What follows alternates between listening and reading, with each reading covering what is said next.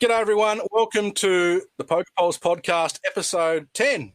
I'm Craig Abernethy, founder of the Australian Poker Schedule website. It's a website where you can find all of the poker series coming up around Australia, as well as Australian poker news, major results from our players at home and overseas.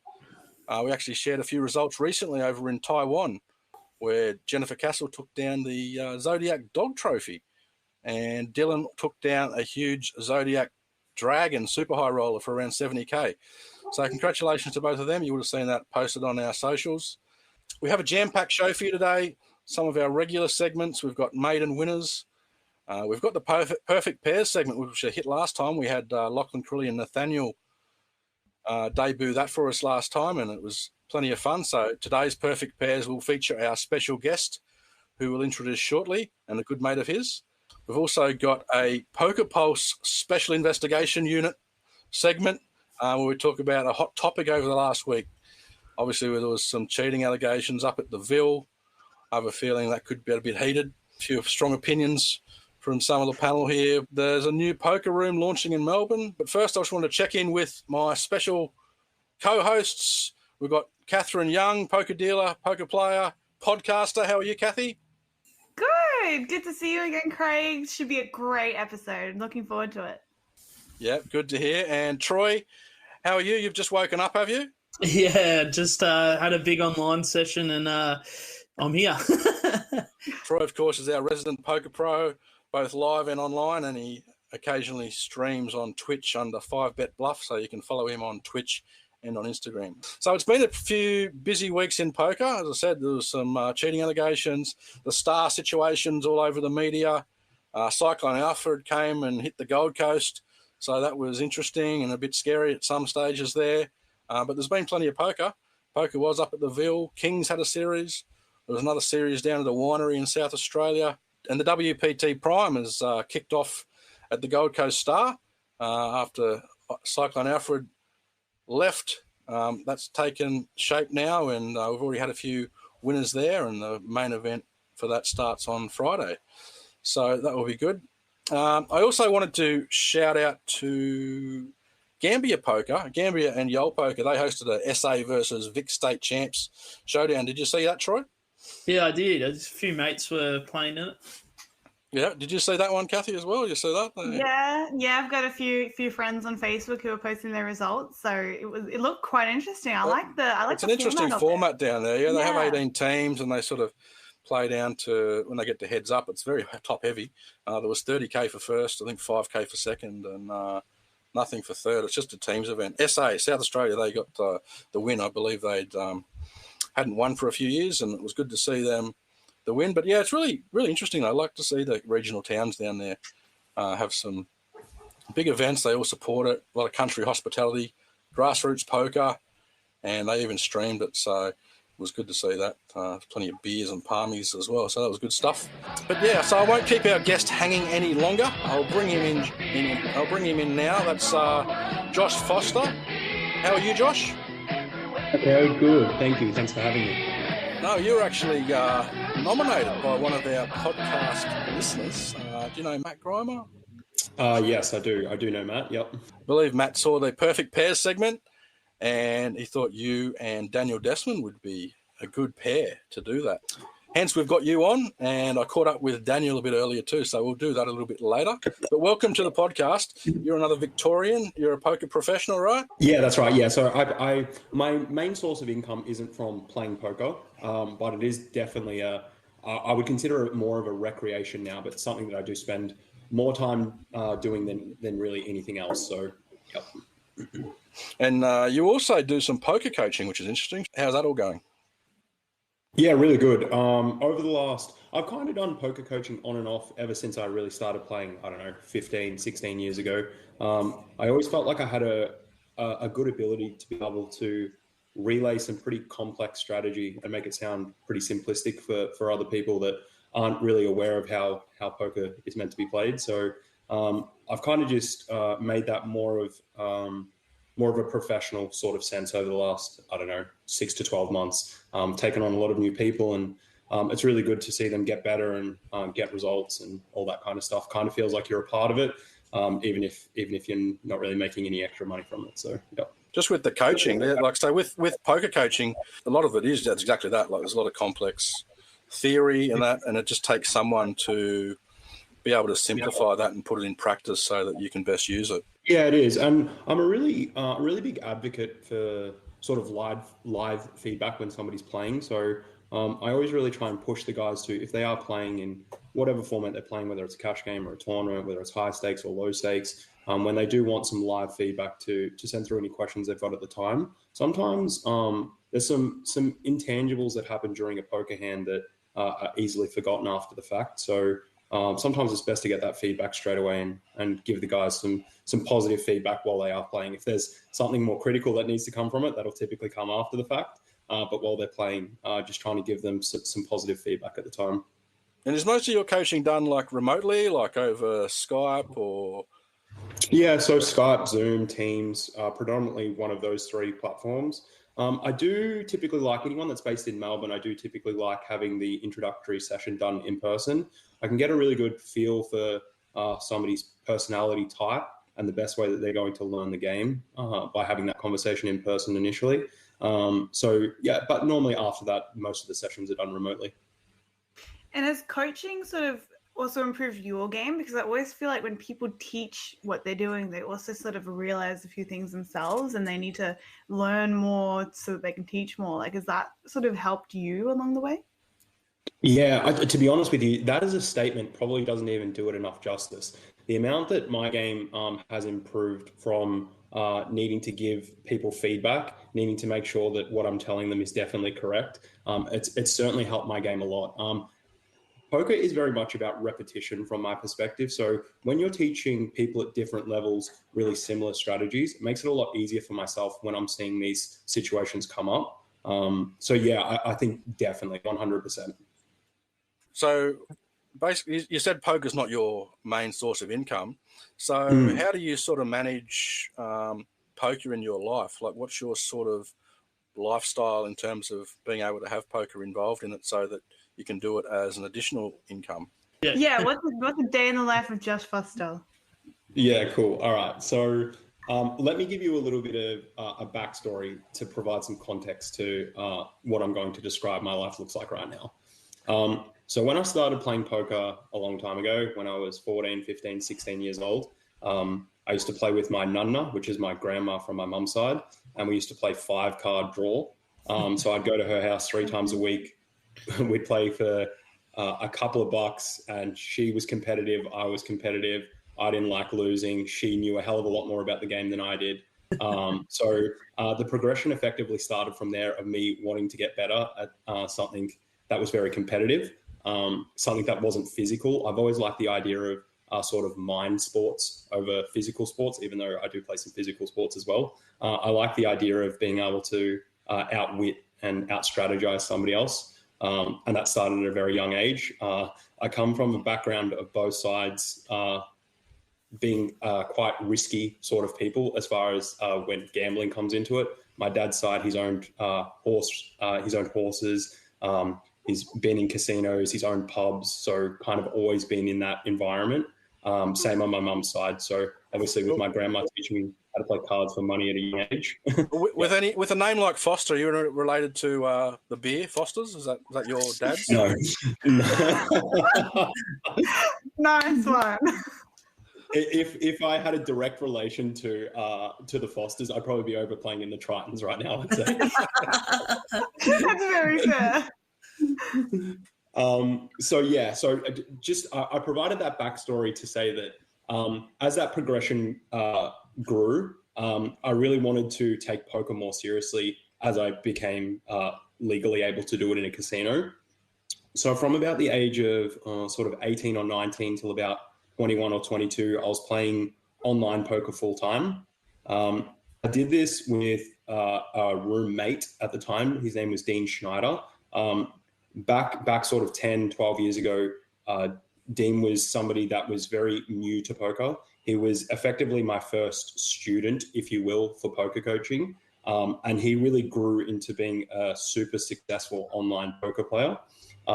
So effectively the way that it worked when we lived together was we both put in all of our money and we effectively just went 50-50 on everything that we played. So whether that was online, whether that was live, it was a really, like, without knowing all of the fancy terms nowadays about like sort of bankroll management and wanting to manage the variance in poker tournaments, that was kind of the way that I intuitively thought that it could work. I thought that we were both beating the fields most of the time that we were playing. So to have both of us playing in as many tournaments as we can and sharing one effective big bankroll, I felt like that was the best way to do it.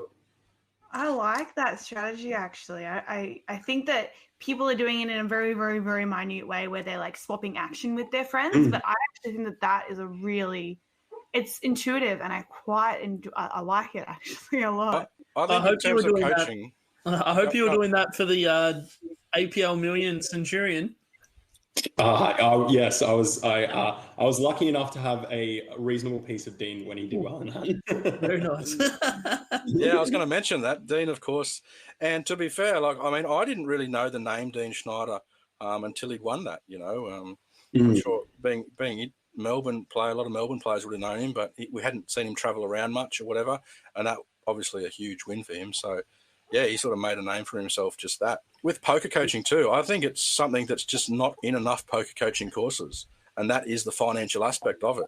I think that's really easily glossed over, and that should be almost in the first chapter of any poker book, really, or any poker course. Is, at the end of the day, there is some gambling involved, right? So it's the goal is to get good at poker so that you can be better at it and make money in the game. But because money's involved, you've got to know how to manage that. So what you're saying, I think that should be emphasised in all poker coaching. Bankroll management, that is a really important factor. I always try and touch on all of those things that have nothing to do with the two cards that you're dealt and then the action that takes place after that. I always try and deal with those first. So things like the emotional side of the game, bankroll management, game selection, these are all really, really important factors that essentially have nothing to do with actually how to play poker. So I do like making sure that I am on the same page as the people that I'm coaching from that aspect of it before I do touch on the theoretical side of the game.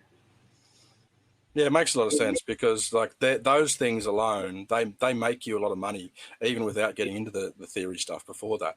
If you're not in the right mindset, you're not confident, you're not staked for something, you're just giving up your money straight away, I think. So, yeah, very good advice. Are you still playing as much online today, or is it predominantly more live? Because I know I've seen you in a lot of live fields, and if you're not playing as often, like where are you mainly spending your time? Yeah, so I don't. To say that I don't play online wouldn't be fair. I occasionally flick in a Monday morning session. It looks very degenerative when I do. It's normally me max late regging like a 1K tournament or a couple of 1K tournaments. And if I bust in the first half an hour, I kind of just go about my day like it didn't really happen. When I was playing full time online, yeah, sorry, I'm just being honest, right? When I was playing online and doing it for a living, we had a really structured routine. We were getting up at 3:30 every morning. We would make sure that we were active and really conscious before starting an online session. Those sessions would last anywhere between sort of 8 to 10 hours, and we were doing that 5, 6, 7 days a week. So having lived through that for a couple of year period, there was definitely some significant burnout to playing online poker. So when I do venture back and very occasionally play a tournament online, it's not done in a very professional way, I wouldn't say. And it's definitely not something that I would advocate for other people to do if they're trying to make a lot of money from playing online. You would need to be far more structured than I am when I decide to do it. So yeah, back in the day, played online full-time with Dean. Then I met my now wife after that period when I was playing full-time. She had never really seen gambling before, definitely not to the level that I was gambling every single day. So I was buying into tournaments online for anywhere between sort of $3,000, $4,000, $5,000, $6,000 on a daily basis, and then sort of 10 to 15 on a Monday morning. When I would have a bad day and lose $5,000 or $10,000, it was very difficult for her to comprehend how that works, because that's 3 months worth of work, 4 months worth of work, 5 months worth of work in the real world. So I pretty quickly realized that that volatility and that variance is probably not going to be a great option if you want to have a long-term relationship. So I started to, even though I was still playing a lot, I started to invest in my own time to potentially do something else outside of poker to be able to make a stable income. And that transition period really helped me a lot separate away from poker and the poker community. Not that there's anything wrong with the game or with the community, but it is a bit of a vacuum, and you don't really want to get stuck just in a poker vacuum, I don't think. So I ended up getting a job that I really like. It's in the hospitality industry. So I'm a business manager. I help gaming venues essentially be able to make more money in really simplistic terms. There's a lot of data that gets analyzed. There's a lot of strategy that goes into it. My time is spent typically with general managers or boards of these venues to ensure that their profit and sustainability is strong. So that is my day-to-day role. My role I'm able to do remotely. I've been doing it for 7 or 8 years now, so I'm very comfortable with my role. So when I want to travel to play poker, I can do it pretty freely. But work for me is definitely the first source of income, and then poker comes second, only because of the variance that's involved with it. Do you have any other hobbies, or is your time so spaced out between work and poker? Good question. So my life is very, very full. So I play football, AFL football, down here in Victoria. So I train twice a week and then play a game on a Saturday. This has always been a priority for me, not only for the physical side of it, but it keeps me in a good mental space. Going out and doing physical activity, being in a community environment like a football club, it provides something different that nothing else in my life does. So I've always really made that a priority no matter what was happening. If there was a big tournament on like the APL Million, it normally clashes with my football finals. So the last few years, even though I've gone to the APL Million, I've ended up just playing the Centurion or the 5K or the Jack Stars. And then unfortunately, I end up actually missing the main event. The way that I get into it is typically by just buying a bunch of pieces, even if they're small pieces, in a lot of different players. So I can still sort of sweat the action, even though I'm down here in Melbourne getting ready for a football final. And so we've got a segment that we like to do called Perfect Pairs. As I said, Matt Grima nominated yourself and Daniel to do this. So tell us a bit about Daniel. How do you know him, and what's the story with you two? All right. Let me tell you how I first met Daniel. So he is a year or two younger than I am. He came walking through the Crown Casino when he was 18 years old, a very fresh 18 years old. And he walked past the poker room. I was sitting on the final table with cap on backwards, gripped out in G-Star Raw, thinking I was the hottest thing in the room, and my feet up on the table. We were three-handed in what was called the Anzac Day Cup. And I just kept shoving all in every single hand on those two people because they literally couldn't play because I had all the chips. When I looked up, he was standing on the rail looking at me, and I could already tell. I'd never met this person before, but I already could tell that we were probably going to have a friendship just because of the way that we were interacting with each other after that point. So that was the first time we ever met. About 2 weeks later, we were playing in a local poker game, and we found that we lived one street apart from each other. So it was a really, really crazy turn of events to how we actually met, and then we've effectively been best friends ever since. It's so weird how the universe works like that. Very strange. We're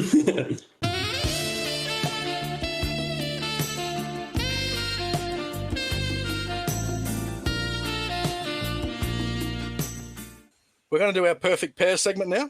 The first question we asked Daniel was, when is your birthday? My birthday is the 6th of March. 6th of March, so we're looking for the 6th of March. When is Josh's birthday? Fuck, 6th of March. 6th of March? I'm going to go with the 6th of March. He got it! He nailed it. He got it? That's good. Yeah, he did. The next question I asked Daniel was if he had any pet names or nicknames for you. What would he say there? I mean, he could only say Foz, I guess, but I don't even think he really calls me that. So I don't know. Okay, well, we're looking for Foz. Do you have any pet names for Josh?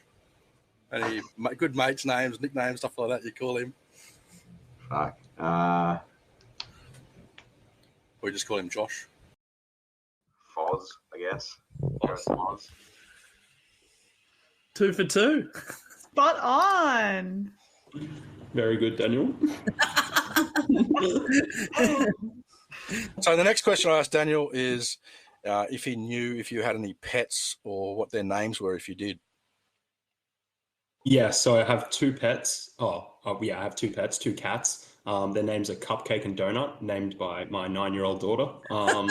And I would think that he would probably know this. He may not know the names, but he'll know that I have cats, surely. Okay, we're looking for Cupcake and Donut. Not at the minute. Oh, he's got a cat. He's got his cat. What's his cat name? Donut. Oh, what is it? Donut. Donut. It's more Emma's and his daughters, but we'll go with that. Okay, beautiful. Oh, he only got one of them. No Cupcake. Is that half right? Yeah, we'll give you a half a point for that one. Yeah, you definitely got that one. Okay. The next question that we asked Daniel was, do you have any weird or quirky behaviours? Not specifically for poker, just like in life. If you'd say, what would he say it's weird about, something weird that you do? Something weird that I do.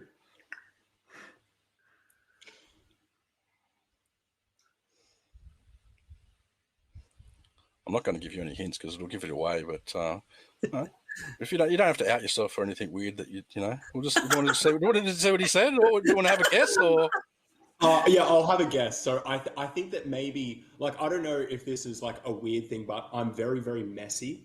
So maybe he said that I'm like really messy because we room together a lot and he absolutely hates it. So things like when he hears, which doesn't happen, but when he hears like me brushing my teeth, he'll come running in to make sure that it's not his toothbrush, stuff like that. No. All right, looking for messy, or if he mentions checking you're not using his toothbrush, I guess. Does Josh have any quirky behaviours or weird habits that he does at poker or anything like that? At poker, no. But superstitious or anything like that? Oh, yeah, fuck yeah. Yeah, he's all about that sort of shit. But he's very weird with, if you want to go outside of poker and you go to food, he'll pick it up pretty quickly. He always leaves food on his plate. He'll never finish a plate. Really? It's the weirdest fucking thing in the world. It doesn't matter what it is, he'll leave something. His mum taught him from a young age that you have to leave food for the angels. You have to leave something on your plate. Yeah, so when I was little, I would never finish my meal. Don't ask me why. It's not something that I consciously do. But my mum would always say to me, I'm leaving food for the angels. And I don't even really know what that means. But yeah, that's really interesting that that he knows that. And that is something that I definitely do. I guess it proves that you hang out a lot because, if you've only seen you do it once, you wouldn't make anything of it, really. So you must do it all the time. I do, yeah. I don't ever finish a full meal, even when I'm really hungry, and it's a bit of a subconscious thing rather than a conscious thing. It's really interesting. Speaking of food, we asked Daniel how he would rate your cooking out of 10. What do you reckon his answer for that was? Terrible. He'll say like something really low, maybe like a 2 or a 3, I would say. Okay, we're looking for just low. Anything low. Speaking of food, what would you rate his cooking? Has he ever cooked for you? Like when you stay anymore? Absolute garbage. Garbage? 0 out of 10? 0 out of 10.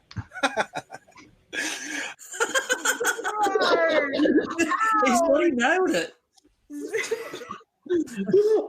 Yeah, I knew that he wouldn't think my cooking was very good. I send him photos of the pasta that I make, and he's disgusted every time. How do you mess up pasta? It's pasta. I don't. It tastes great. Exactly. That's what I'm saying. It's a 10 out of 10. But Yeah, I mean, particularly No pasta. worries, I can't cook either. You mentioned you have a nonna, so that comes from like a pasta nation. Exactly. Like my background is Maltese, Daniel's is Italian, so there's always a little bit of European rivalry from across the Mediterranean. So I think my pasta's better. He thinks his pasta's better. I know mine is, so that's okay. All right. The next question I asked Daniel was what type of aftershave or cologne you wear. Oh, I don't even know the name of it. I just know that it's a little grenade. I don't know what it's called though. Is that what is it? Hang on. Diesel? Hold on, give me 1 sec. G-Star Raw? Grenade aftershave. Have you just been using the same one your whole life? You're like, yep, this is a cool little bottle. I'm just gonna. Victor and Rolf. No, I haven't been using it my whole life. I only started using it once when Daniel had it at one of the trips, and I was like, that smells amazing. So I'm going to steal it. And then I've worn it ever since. And I know you're both wearing the same cologne. No, he thinks he's real. He thinks he's real fashionable and real sharp. So he always wears different stuff and puts different cologne on. I'm real simple. I wear the same stuff all the time. So what was it called? Victor and Rolf. I don't know whether he'll say that though, because he'll be annoyed that I stole it. All right, we're looking for a grenade-shaped thing or Victor and Rolf. What sort of aftershave or cologne he wears? He'd go with a Ralph Lauren blue, I reckon. Ralph Lauren blue? Or whatever I'm running. He'll try and steal my stuff, to be honest. I'm a bit of a connoisseur when it comes to that shit. And he usually picks up whatever I've got and says, oh, this fucking smells awesome, and starts spraying everywhere. So. That's awesome. Spot on. Damn, he knows you well. Yeah. So he's right. And the only reason that he didn't say that brand is because he doesn't want other people to wear it, I'm sure. He's out of it. I love it. As I mentioned, I've got I've got Simon Wahesh staying with us at the moment, and he loves his hairdryer, so we have to make sure there's a hairdryer for him when he comes here. Simon's the king. He's like one of the top 5 people that I know in poker, I reckon. Yeah, I don't know if I'll put that in the podcast.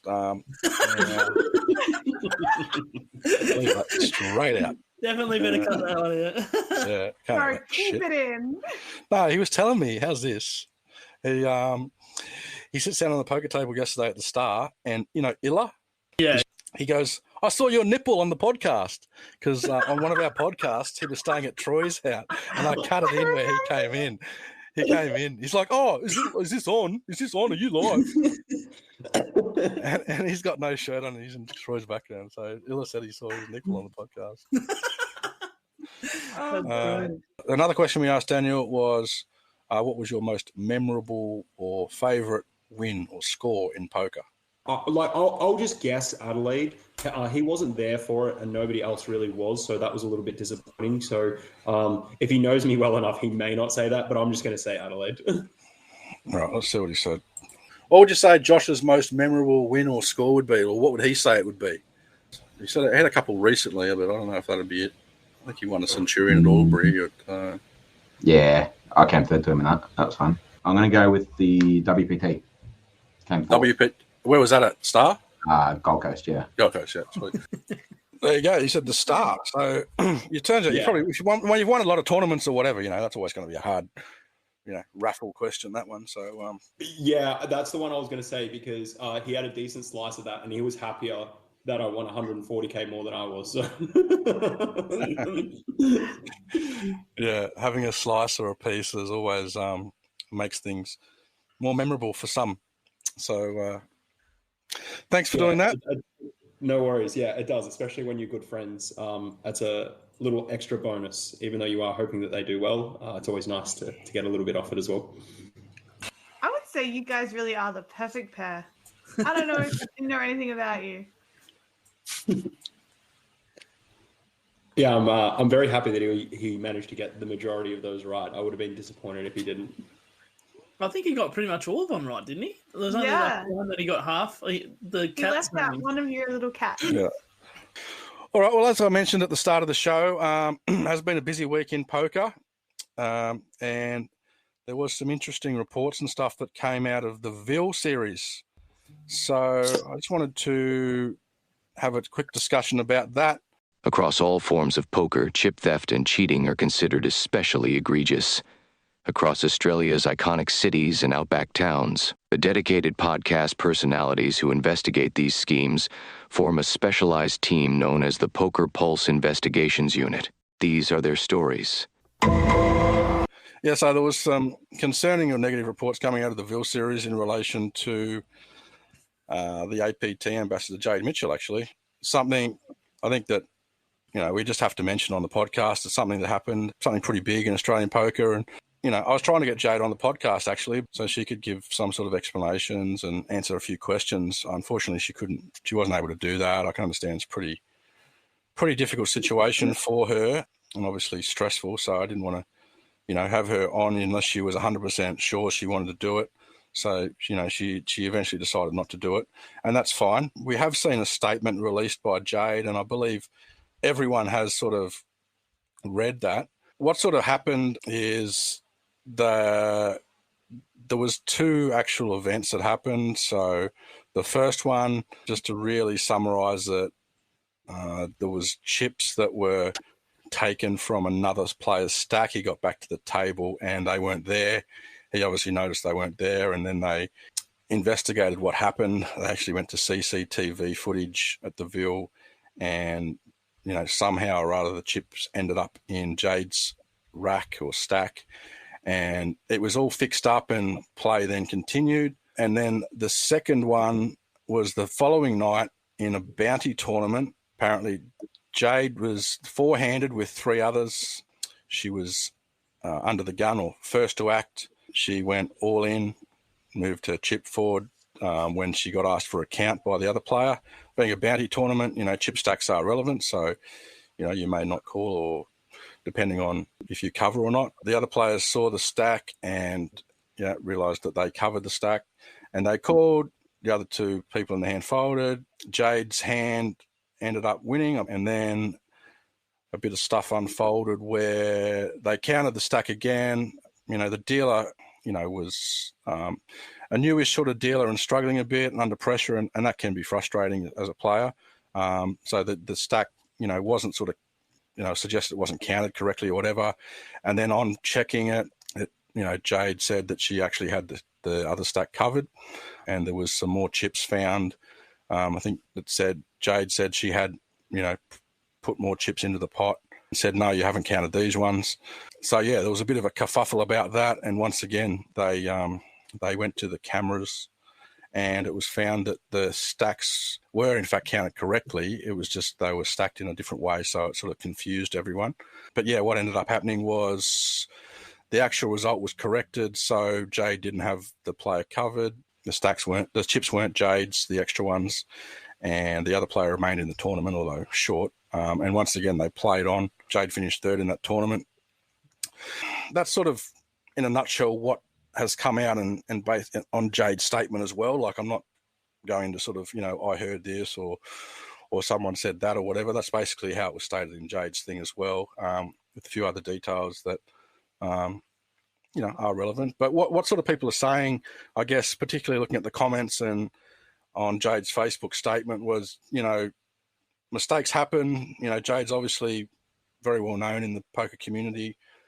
She's of a good character. She's a friend of mine, and you're very good friends with her too, aren't you, Cathy? Yeah, Jade, I think it's really good that people are realizing her character in this and taking into account her character and taking into account that, a mistake clearly happened, and it's just a real pity and coincidence and annoying situation where it happened 2 nights in a row. And so because it happened 2 nights in a row, everyone's just kind of like, that's what kind of raised the biggest flag there. But obviously, while she was there, the security footage was looked at, and she did get a 3-month ban, but she's taken that very, very well, and she's acknowledged her mistakes. And I think it's really good that she put out that statement so that she wasn't trying to hide from it or in any way try to say, say it didn't happen or that she wasn't doing it, because she made the mistake. But I think it's a matter of taking into account her character and whether it was cheating or the mistake. And I think that that's really good that people are realizing that it was more just to do with the mistake. Yeah. Before I ask the other guys to comment though, yeah, look, I mean, obviously Jade's, I've known Jade for at least 4 or 5 years that she's sort of been in poker. She started playing around 2020, I think, and she's been very successful in poker. If someone had ever, been accused of cheating in the past, you'd think you would have heard stuff being said. And I've never ever heard anyone say anything like that about Jade before. So as a friend of Jade, I personally believe she deserves to have a ban. Like, it's a mistake that you've made, but you've got to pay. Mistakes have consequences, even if unintentional. Jade obviously says it was unintentional. That's good enough for me, but it wouldn't be good enough for many. I understand that. So what other sort of people are saying is, yeah, she's been caught, taking chips 2 days in a row.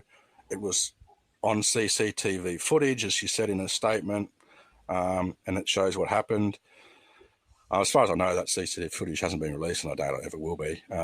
Security teams, and you're probably never ever going to release that unless something sort of goes to court, which I hope this certainly doesn't. I really hope this sort of it will be talked about and everything for a while. I think it's important to know that Jade asked to see the CCTV footage on the second incident. Yeah, she says that in her statement. Yeah. Yeah, exactly. So I just wanted to reiterate that part where it's actually that needs to be known, that it's quite, if I was trying to get away with something, I don't know if I would ask to go see the CCTV. I'm a bit surprised that Jade isn't sort of, demanding that CCTV footage, isn't released if she wants to prove innocence there too. A few people are saying Jade's ban's a joke. It's not long enough. And, obviously the stuff I just can't get behind at all is people making sort of memes and nasty sort of jokes about it in that sort of way, unless, there's 100% proof that there was malice in it. And I can't see how there can be proven that there was malice in it. Sure, there's lots of questions. I mean, there's consequences, so there needs to be punishment and a ban. I initially thought to myself, probably a 12-month ban or 6 months as a minimum. 3 months does seem a bit light, but look, she had a meeting with them, she said in her statement. They all agree and they've made the decision. So you guys respect the umpire's decision. I want to let you guys just ask you guys are pros. What do you guys think about it, Troy, do you want to have something to say about it? Or? Yeah, I think it's a bit of a... I mean, I can't see any reason that Jade would intentionally cheat in $120 buy-in. So don't get me wrong, I don't think that the punishment kind of fits the what's happened really. I had a bit of a chat with a couple of mates in a group chat that I'm in, and something similar what has happened in the World Series or something like that, and the person got a life ban or something, or at least a year ban. So, I mean, I think personally, if I found out someone was cheating or has what's happened, I think that 3 months is a bit of a cop-out, really. I think it should be at least 6 months to a year. I've heard of people getting banned for longer than 3 months for doing a lot less than stealing chips or taking chips, or even if it was a mistake, you know what I mean? Yeah, clearly the 3 months was decided at that meeting, and that obviously would have had a lot to do with Jade being there and her character, squeaky clean record, and no one has ever said anything like that in the past. Did you want to add anything to it, Josh, or have an input? I guess from my perspective, it's always very difficult to comment on something that you're not there to see yourself. Yeah, for sure. I agree. Yeah, for where it's at right now, I don't really think the APL, correct me if I'm wrong, have released anything other than us knowing that there's a 3-month ban.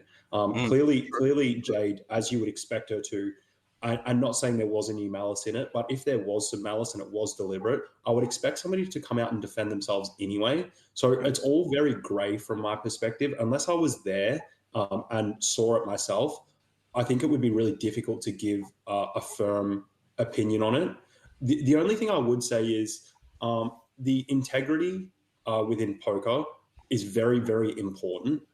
This is why I really like playing games that have a dealer, that have a tournament director, that are held in licensed venues so that these kind of things don't happen. I think that 3 months is a very strange amount of time. I do know that you mentioned that there was a mistake that was made, so there needs to be a punishment for that. But from my perspective, this one feels really black and white. Either you see the footage and you think it was deliberate and there should be a ban given for that, or you saw the footage and you couldn't conclusively say that something was done deliberately, and then there's no ban. I don't think 3 months. I don't think 3 months is appropriate either way. Whether they thought that it was deliberate or wasn't, 3 months just doesn't make sense to me. Yeah, How do you I take your point. Deliberateness, because it's kind of like, like she took chips, but how do you determine whether she was like, oh, I'm gonna? Well, I mean, just to sort of bring it to the extremes, if chips fell loosely on a table and nobody knew whose they were, then you pick up chips by accident that aren't yours because no one's sure. But then if chips are sitting there, if chips are specifically in someone else's position, like there's a few points that I just want to make about this, because I sort of don't want to go too deep into it, but I want to bring a positive sort of spin on this to learn from it. And Josh mentioned a couple there too, particularly about he likes being in a venue with licensed TDs and whatever. From a player's point of view, I like integrity as well. And when you watch football or cricket or whatever, the umpire or the referee is paid to do a job and to keep their eye on the game, right? I think it's just important, it's just a wake-up call that, you've really got to keep your eye on everything because you're the official in charge. And if as a TD should be watching the game, then you're not going to, do anything like that. And if there's any queries of any chips that aren't, accounted for, the TD is going to go, hang on, where are those chips? What are those chips there, right? And I know that's happened in many games that I've played quite a few times. You're playing poker and there's chips in between you and opponent. Quite often it's changed from a bet or a blind or whatever that the dealer's pushed back and you haven't noticed, but you see chips there and you go, are these your chips or my chips? Like you publicly state, hang on, these chips don't belong there. Whose are they? You don't just sort of, I can't imagine I'd never just grabbed them in hoping that they were mine and hope no one noticed. You just ask the question. And if that also goes on to, like, if I've come back from a break and I had an extra big blind, I would kind of pick that up as well. Like, to have someone else's stack in my chip stack, I think I would notice and I'd know that something's not right with what's happened. Also, if that makes sense. Certainly as a pro and someone very experienced, Jade's obviously very experienced. Do you coach people about that, Josh? To take photos of their stacks and all that sort of stuff, like you obviously teach them to be stack aware so they can play the correct strategy. Yeah, for sure. Not only for this example specifically, but when there's color races that are done on the breaks and things like this, things can go wrong. They could accidentally take chips. They could put extra chips on. I'm always very conscious of my stack. I'm always very conscious of everybody else's stack. And I always encourage everybody that I'm coaching to do the same. It's very, very important. Yeah, look, I don't really have much more to say on that. As I said, look, the thing we can learn about it is, people need to be aware of this stuff because even if it's accidental, if you take someone's chips, it's not going to look good on cameras. And particularly if you're in a casino, if you're sitting on, I don't know, let's just say Mississippi poker or 3-card poker or blackjack or whatever, and you're sitting there and even if you're intoxicated or you're talking to someone else and you grab someone else's chips accidentally, a casino is not going to see that as accidental. They're going to ban you pretty quickly. Yeah, and the penalty will be very severe, whether it's life or whatever, I don't know.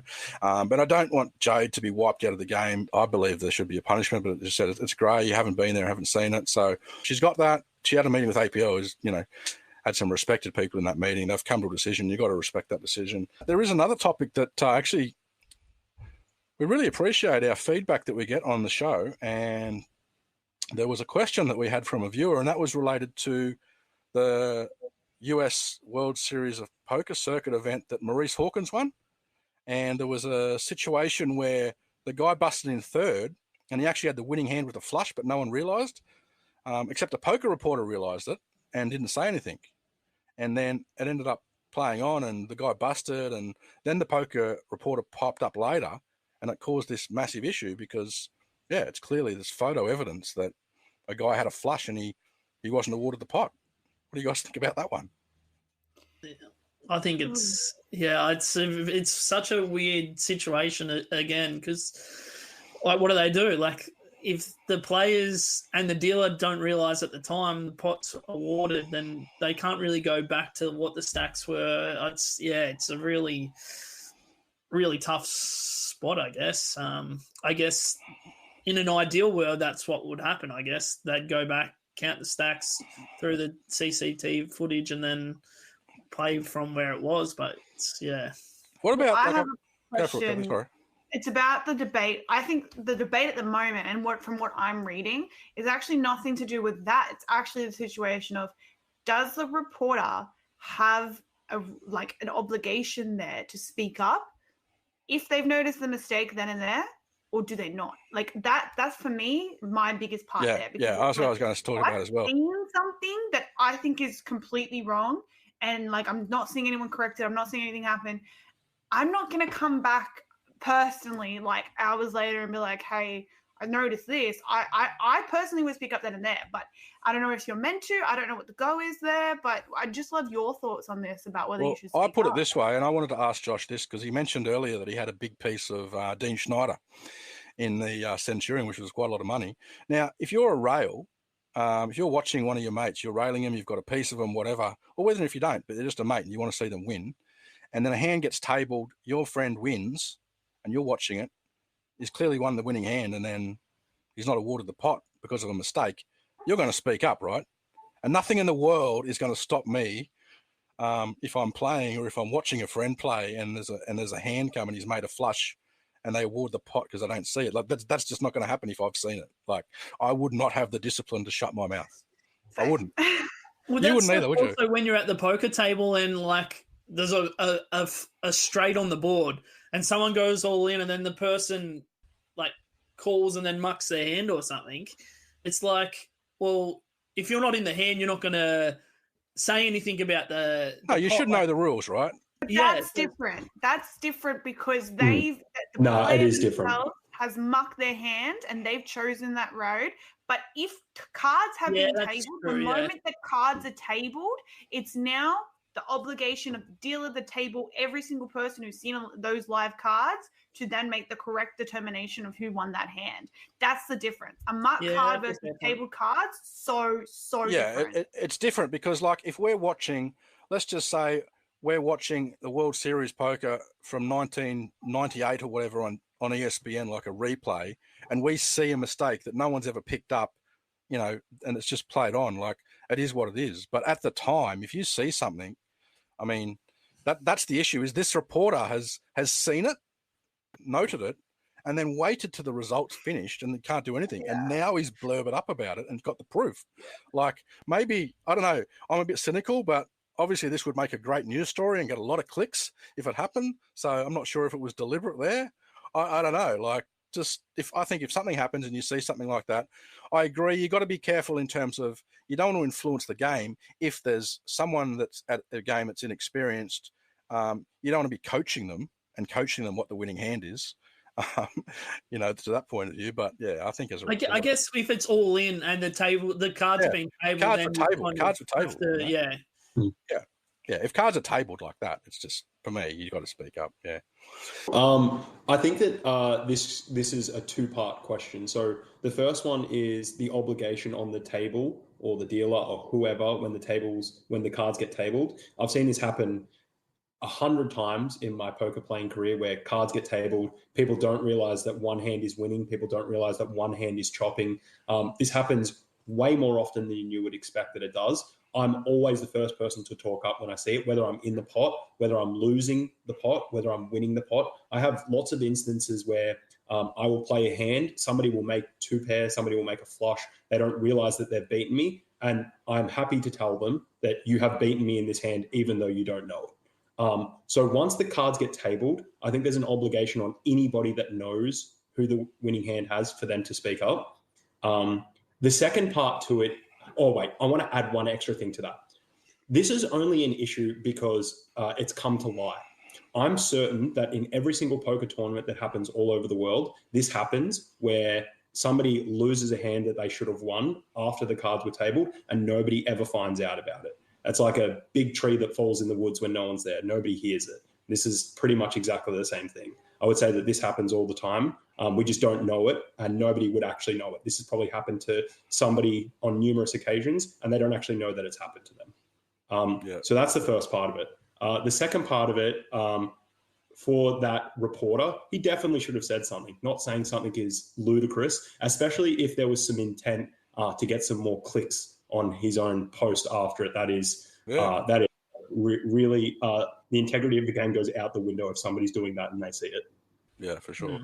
Yeah, no, I agree. I think it's pretty simple for me. I mean, I think it happens very frequently in like PLO tournaments and mixed game tournaments and stuff. But not so much Hold'em anymore because most people have a pretty solid grasp on hand rankings and all that. But yeah.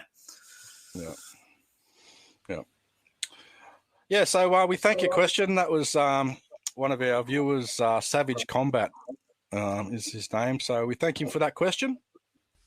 So I change of pace. I'd like to get our In the Blender segment going for this week. I've changed it up a bit.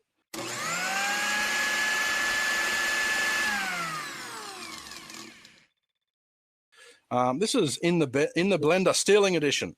So I'll go through a sequence of questions, and if you don't know the answer, someone can steal it. Works basically the same way, except there's going to be a pattern with each of the answers. So I'm going to start you off, Cathy. You can go first.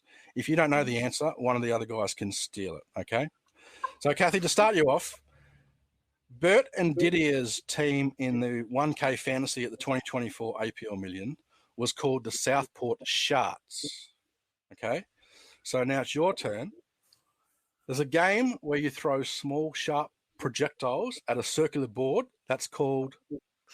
Darts. Very good. Very good. See, now you're getting it, right? Okay. So a dessert that's made with pastry and can be both sweet or savory is... Any guesses, guys? Tarts. Very good, Troy. Okay. In poker, this is for you again, Cathy. In poker, reference and training tools, including visual data, are known as GTO or pre-flop. Charts. Very good. There's a Nintendo racing game featuring Mario, Luigi, and Bowser. Mario Kart. Yeah, very good. And sometimes a smelly release of gas from the human body originating from the stomach is... No, from the stomach. It's a burp. So, right.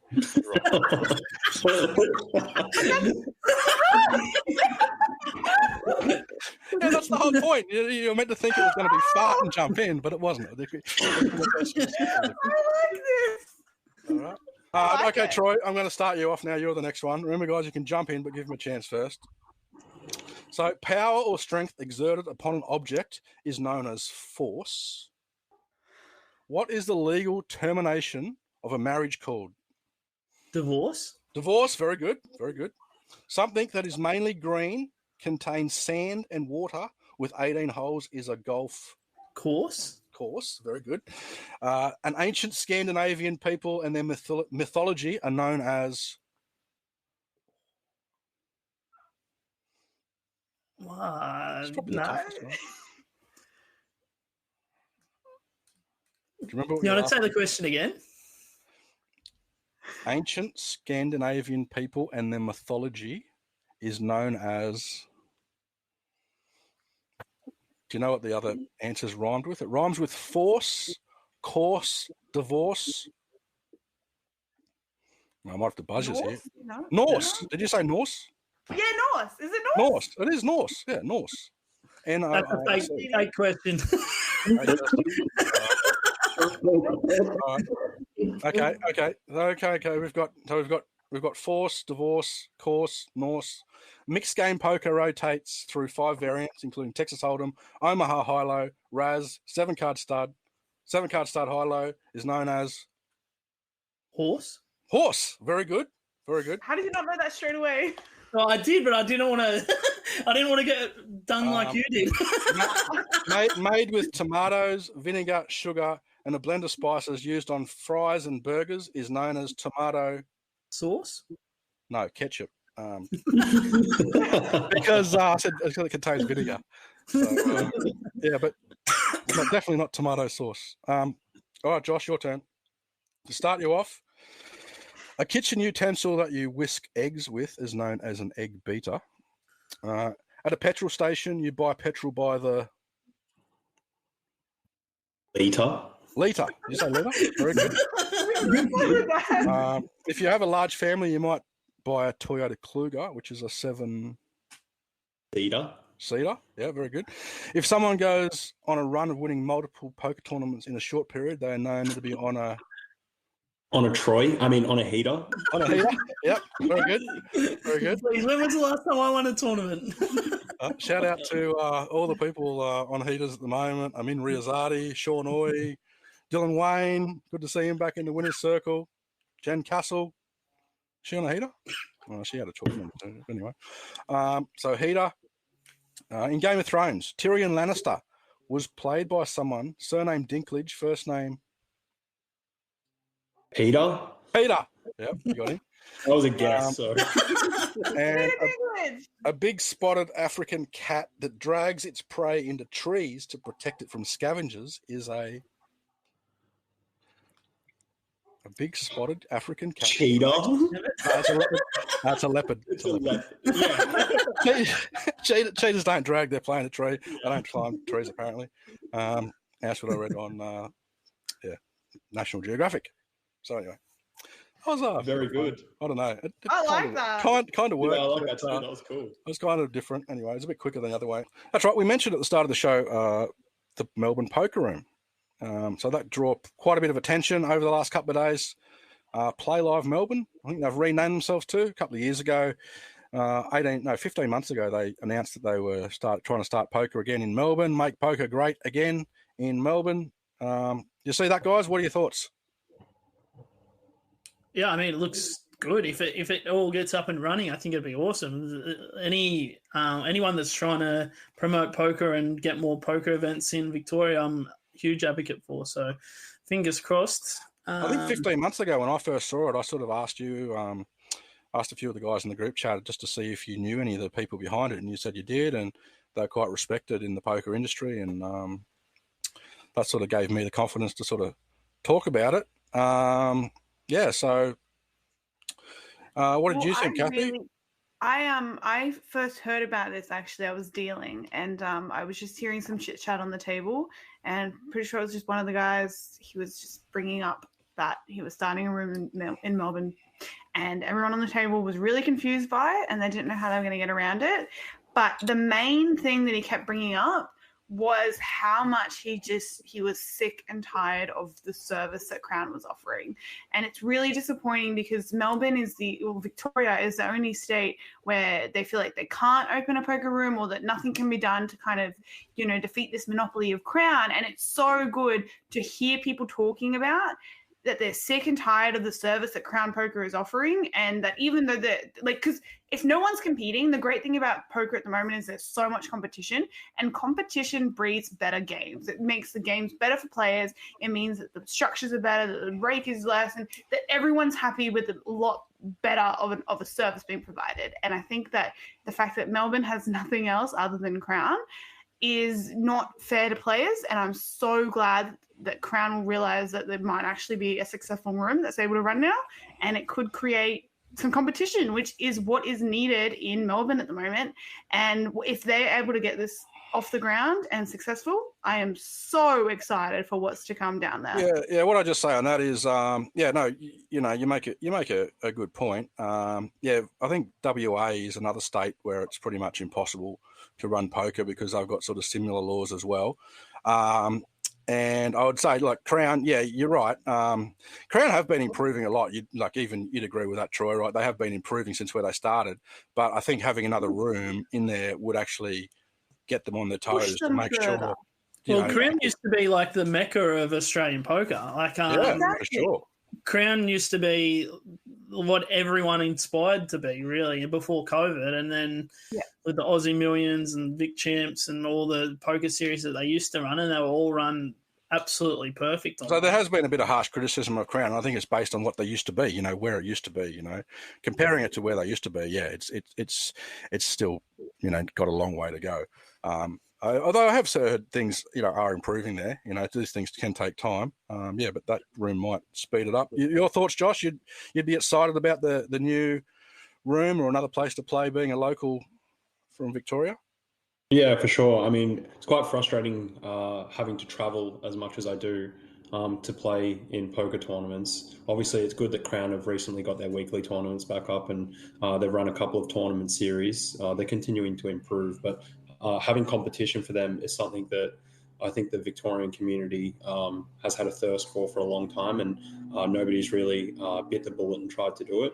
I do poker coaching with a couple of Crown dealers, and I think they're as excited as anybody else. Obviously, they don't have the ability to play in these big tournaments locally in Victoria, not being able to go in and play at Crown. So having somewhere where they can go and play in a big tournament series, really exciting for them as well. So actually, that's a really good point too. Obviously, if you work at a casino, you're not allowed to play there. So yeah, that would really frustrate them, particularly. And if they're students of yours, they're obviously going to know, be fairly keen and understand poker, pretty well. So if they see some of the stuff that they have to sort of do as an employee of the Crown, who's potentially, not doing things as well as other leagues, that would frustrate them too, having to, enforce rules and things that sort of might not be common sense and that sort of stuff. So that would be frustrating as a casino employee too, but they can't really do much about it. They just have to, it's their job. So, yeah, I wanted to just give them a shout out. We wish them all the best with that. Just quickly, some Maiden Winners that we've seen over the last couple of weeks. I wanted to do one at the Star, actually. I saw this pop up very recently. Daniel Dessmann won the big bounty 680 buy-in there at the Star. He won the surfboard trophy. That's his first trophy. And to win a surfboard trophy, $15K, including bounties. Well done to him. One of our friends from the podcast, she was on the podcast up at the Ville last year, Hayley Chiplin. She's actually won a trophy in a teams event before, but this was her first individual trophy up at the Ville recently. She got $1,680 and entry into the 100K Invitational, which is cool. So well done, Hayley. Another one from the Ville, Adonis Hall is a railway worker from Rockhampton, from Rocky.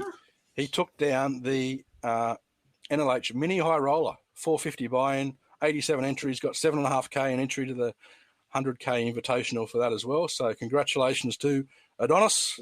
And then one more that was Troy actually alerted me to this a couple of weeks ago.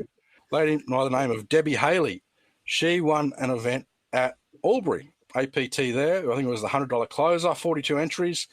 First prize there for $1,200. That's her first major trophy. I understand she's a bit of a crusher, the local Ballarat APL around that way. Deb, she's an older girl. I had the pleasure of meeting her and Greg when I was down at the APL 600 at Canterbury Helston Park. Cathy, you might have seen them or dealt to them down there. The stories and stuff that I was chatting to them were quite funny. I remember playing. Do you remember playing pool, pub pool comps back in the day? And if you got beaten without potting a ball, you had to drop your dacks and do a lap around the table. Or was that just that was the pubs in Bathurst that I grew up playing there. If you got beat with 7 balls, you got called, you got pantsed, and you got banned. Yeah. But apparently what happens in Ballarat, Troy, and I don't know if you can confirm this, you might have played there, something to do with pocket tens. If you win a hand with pocket tens, maybe Josh, if you played in the Ballarat pub poker scene, what happens there? No, you're asking the wrong person for sure. Ask Troy. Troy, I heard something funny happens if you win with pocket tens down in the Ballarat way. What happens? Yeah, you got to get your tits out. You got to get your this is like, you got to imagine. I'm playing the APL 600. Nice, it was a $200 buy-in or something. Friendly game, having chatter, and lovely little old lady sitting next to me goes, "I win a hand with pocket tens," and I'm pretty happy about it. She goes, "Well, you're lucky you didn't win with pocket tens down in Ballarat because you'd have to get your tits out." Oh, look at her. And anyway, I said, I'm going to confirm that because I know someone that lives in that area. And I said, Troy. And then they started talking about Troy. And they're actually big fans of you, Troy. They said you'd probably be a first-time nominee Hall of Famer if Yuchuka had a Hall of Fame. We agreed on that. You'd be up there for sure. Big fans of you. So shout out to Deb and Greg from that area. A lot of fun playing with them. And I love the pub poker. So maybe if you've got any other funny stories of stuff that happens at your local, let us know. Be good to hear from you. Just want to mention some upcoming series. We've got APL Sydney. They've got a big series at West HQ, Rudy Hill, 650K guaranteed series there. That's the debut of the new main event structure with a 450 dealer dealt buy-in. It's 150K guaranteed. They've changed it for their main event, but they do have the 180 Classic still. That's $180 self-dealt, 75K guarantee. And then there's the 200K guaranteed Jackstar, the $1,500, their big one, and 100K Centurion. So that's a huge series, 650K guarantee, as I said, second week of April, I believe. So make sure you check that out. There's the APT at Eaton's Hill. That's back up at Brisbane in Eaton's Hill venue again. 750K guarantee there, 250K Centurion. Guarantees galore up there. So make sure you get along up there. It's good to see them back at Eaton's Hill. I'm sure that'll be huge. There's the APO. That's at second week of April. That starts 14th of April, I believe. And they have 4 million guaranteed series there. So I think every pro in the country will be there. $1 million guarantee for their main event, 500K guarantee for their $350 buy-in. So that's going to be huge as well. And the biggest, most exciting thing, as you can see, I've changed up my patch. I'm not sure if anyone noticed my patch here. I did. I pulled out a patch from the 1K fantasy that we had. That was your toy. That was your team, Troy. That's the Lightning McLeans. Do you remember that? I do. That was good fun. How'd your team go? Not great. You actually had a pretty good team. We had pretty excited about your team. I remember you went to the auction, and pretty much everyone at the end of the auction thought they had the best team. And you guys had a stacked team. For whatever reason, you didn't win. I think it was some points and the way that it was structured, but yeah. That, I mean, to be fair, the APL Million, they did have 3 tiers, and a lot of points were awarded in the lower buy-ins in that one. The one that we're doing at the APO, Australian Poker Schedule, is running that. It's a 2K fantasy. The point system is relative to the prize pool. All the details are up on the website about that. That will be a lot of fun. Poker is about skill, strategy, and sometimes just pure heart. But what if you could assemble the ultimate poker dream team? The 2K fantasy at this year's Australian Poker Open, in collaboration with the Australian Poker Schedule, is the ultimate poker draft. Create your team franchise, give it a name, draft your dream team at a live auction. Feel the rush, whether you're on the felt or sweating it from the sidelines. Build your squad, outscore the competition, and stake your claim on Australia's ultimate fantasy prize.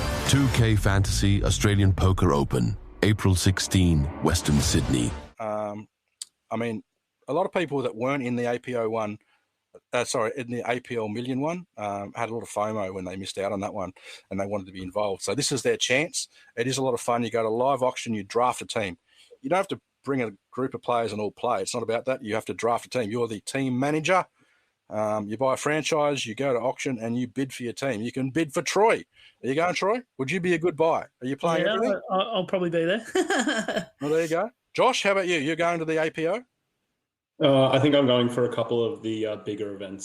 So okay. So maybe a smoky on there. I wouldn't pay big bucks for you, though, if you're not going to play the full series. But that's good, interesting stuff to know. I'm running the show, so I'd be a terrible pick even if I was playing everything. But yeah, it's all about that. So make sure you pick a team for that and get involved with that. That will be a lot of fun. The WPT, as I mentioned, that's currently running at the moment. The main event Prime Championship kicks off on Friday this week. They've got 3 flights, and then day 3 goes on the Tuesday. So that will be huge. Other than that, just want to sort of wrap up the show. Make sure you like the video that you're watching, subscribe to our channel if you can, leave us a comment. A few more people now have been leaving comments, and that's really good. We love seeing that. There was one more question, Cathy, which I just wanted to ask you, speaking of comments, and that was from Ben K. Hi, Catherine. I would like to know how you navigate and what are the rules around dealing in and playing a poker series. Thank you in advance. That was from Ben K. Thank you, Ben. Look, it's actually pretty great. I would say the best example at the moment is APL, because their whole mantra of APL at the moment is travel, play, work. So basically they want dealers to be able to travel all of Australia, which we do, to work and play. So while we're on the series, we can request days off, we can request times that we want to play a certain game, and they're really flexible and quite allowing of that. You can see that most of my trophies have been from APL, because when I'm on a series, I'll find that one game or two games that I really want to play, and I just get to do that. Most of the other brands are just the same as well. It all depends on if we're really, really busy and can't get some time off, then obviously that's a little bit different. But yeah, most series are really good, and you just kind of request it, and it's not really, there's nothing too difficult about it. I know it's a bit different to overseas, because some of the overseas ones are, and especially casinos, if you work the casino, you can't play for the casino. But at the moment, there hasn't really been much of a difficulty, and I've won a trophy at nearly every series that I chosen to play at, so that's been pretty cool. APT, WPT, Illawarra, and APL. So it's been pretty easy to do that. Just a swing flex. It is a flex, because you spend most of your time dealing, right? You don't get to play that much. So when you do get to play, you capitalise. So it's good. It's good, and obviously means that dealing actually helps you play too. So you probably learn stuff. You learn a lot of stuff that people do, mistakes. You get to see that stuff. So that's pretty cool. All right. So obviously we're on social media. Make sure you like us and follow us on Facebook. Cathy is the official Cathy. Troy is 5Bet Bluff. Now, Josh, you do some coaching. So why don't you give yourself a bit of a shout out? Where do we find you? Where do people that are interested in poker coaching, what should they do? Yeah, cool. Thanks for that, Craig. The easiest way to do it is just to contact me probably on Instagram. So JF Poker. I have a website as well, which is jfpokercoaching.com. Either of those two places you could book a session, but typically just direct via Instagram is normally the best way. So, you'll find me on there under Josh Foster Poker. Foster's coaching wasn't available. It was taken. All right. Yeah. Really popular. A trademark. That's good. That's good. Look, make sure you do get in contact with Josh if even you just want an introduction just to see what it's all about if you are interested in poker, or if you've got someone who's scared about coming to poker. And it's like anything, if you first time you go to a golf game or something, it wouldn't hurt to have someone help you out and show you the ropes. So Josh would be more than happy to do that. And all of us, in terms of just getting involved with poker, how you get involved. If you're interested in the game, reach out to us. We will reply to you. So on that note, I just wanted to thank everyone for watching. Thank you again, Cathy and Troy, and a big thank you to you, Josh, for coming on. It was a long, fun podcast, I think. So, we'll see you all next time. Cheers, guys. See ya. Thank you.